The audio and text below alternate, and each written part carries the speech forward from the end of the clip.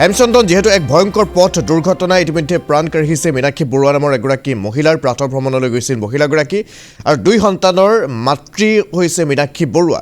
এতিয়া কথাটো হৈছে ৰাইজে কেতবোৰ অভিযোগ উত্থাপন কৰিছে যে সেই অঞ্চলসমূহত ডাম্পাৰৰ দৌৰাত্ম্য দিনক দিনে বৃদ্ধি পাইছে। হয়তো কাৰোবাক মেনেজ কৰি উৰি নিশা তেওঁলোকে মাটি কাটে, উৰি নিশা তেওঁলোকে মাটি পেলোৱাৰ ব্যৱস্থা কৰিছে।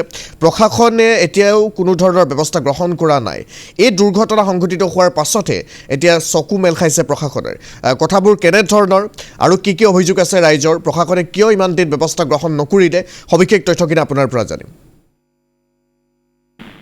হয়, নিশ্চয় দিনে দিনে এতিয়া প্ৰাতঃ ভ্ৰমণলৈ যোৱাটো অত্যন্ত ভয় লগা বিষয় হৈ পৰিছে। ৰাতিপুৱা এনেদৰে প্ৰাতঃ ভ্ৰমণলৈ গৈ এই মহিলাগৰাকী মীনাক্ষী বৰুৱা নামৰ মহিলাগৰাকীৰ মৃত্যু হৈছে মাটি ভৰ্তি ডাম্পাৰৰ খুন্দাত। পৰিৱেশটো এনেকুৱা হৈছে এতিয়া ৰাতিপুৱা কি দিনত কি ৰাতিৰ ভাগত দিনে নিশাই সকলো সময়তে কেৱল ডাম্পাৰ আৰু ডাম্পাৰ গাঁৱলীয়া পথসমূহতো। ৰাষ্ট্ৰীয় ঘাইপথৰ কথা নকওঁৱেই, যিসমূহ গাঁৱলীয়া পথ আছে আচলতে গাঁৱলীয়া পথসমূহতো ওৰে দিনটো ওৰে নিশাটো এনেদৰে মাটি ভৰ্তি ডাম্পাৰ চলি থাকে। আৰু আজি যিটো ঘটনা ঘটিল এই মাটি কঢ়িওৱা ডাম্পাৰৰ খুন্দাতে এইগৰাকী মহিলাৰ মৃত্যু হ'ল। চিপাঝাৰৰ পৰা গৰুখুটি যিটো ৰোড আছে, গৰুখুটি ৰোডৰ দক্ষিণ চুবুৰীৰ পুৰণবাৰী নামৰ যিটো চুবুৰী আছে সেই চুবুৰীটোৰে মহিলাগৰাকী আছিল আৰু মহিলাগৰাকীৰ পদূলিৰ সন্মুখতে ডাম্পাৰখনে এনেদৰে মহতিয়াই লৈ যায় আৰু মহিলাগৰাকীক খুন্দিয়াই ডাম্পাৰখন নিয়ন্ত্ৰণ হেৰুৱাই পথৰ দাঁতিত পৰি যায় আৰু ঘটনাস্থলীৰ পৰা চালকজন পলায়ন কৰে আৰু মহিলাগৰাকীৰ থিতাতে মৃত্যু হৈছে। এগৰাকী 2টি সন্তানৰ মাতৃ, প্ৰায় 45 বছৰ বয়সীয়া আছিল মহিলাগৰাকী আৰু এতিয়া এনেকুৱা পৰ্যায়।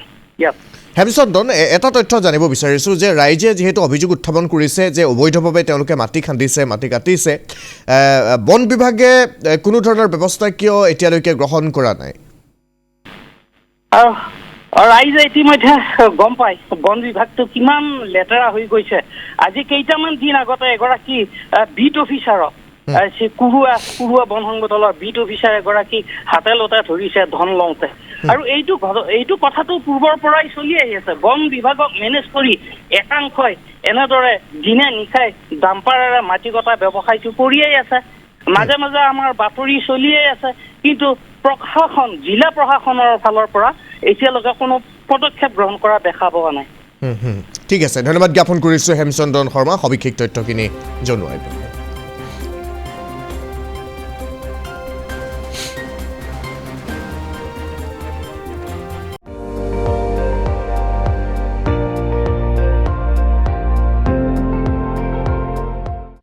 আপুনি চাই আছে ND24, সৰ্বশ্ৰেষ্ঠ নহয় সৰ্বোত্তমৰ দৌৰ।